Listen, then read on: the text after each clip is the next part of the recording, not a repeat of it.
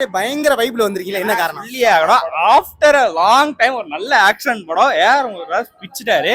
சிவகார்த்தியன் சாருக்கு ரெண்டு வார்த்தைகள், வாழ்த்துக்கள் வாழ்த்துக்கள். அவருக்கு அதே தான் சொல்லணும் எனக்கு. ஏய் ஏய் வேற லெவல் உண்மையா. ரொம்ப நாள் கழிச்சு action on spot, editing on spot, cinematography ரொம்ப சூப்பரா இருந்துச்சு. எல்லாமே சினிமாட்டோகிராஃபி ஆன் ஸ்பாட். ரெண்டு பேரும் ஸ்கிரீன் ப்ரெசஸும் பக்கா. சினிமாட்டோகிராஃபி சூப்பரா இருந்ததுண்ணா. ஆனா லாஜிக்கா நிறைய மிஸ்டேக் இருக்கு, ரொம்ப நிறைய மிஸ்டேக் இருக்கு லாஜிக்கா. பட் ஆனா நல்ல படம்னா, ஓவராலா பார்த்தா நல்ல படம். சார் ரியலிஸ்டிக்கா முடிஞ்ச அளவுக்கு ரொம்ப ரியலிஸ்டிக்கா லாஜிக்கல்லாம் பார்த்து வச்சிருக்காரு. ஆனாலும் கொஞ்சம் அங்க மிஸ் ஆச்சு. ஏஆர் முருகதாசன் இருக்கும்போது கத்தி படத்துல நம்ம பார்த்துருக்கோம், பயங்கரமா இருந்துச்சு. கத்தி ஏதாவது காப்பி பண்ண மாதிரி இருந்துச்சு அந்த படத்துல? சுத்தமா இல்ல. கத்தியோட ஆனா கத்தி மேக்கிங் இருந்துச்சு. ஏன்னா அவ்வளவு அந்த குவாலிட்டி வந்து இதுல இருந்துச்சு. கத்தியோட மேக்கிங் குவாலிட்டி இங்க இருந்துச்சு. ஆனா ரெஃபரன்ஸ்னு எதுவுமே இல்ல.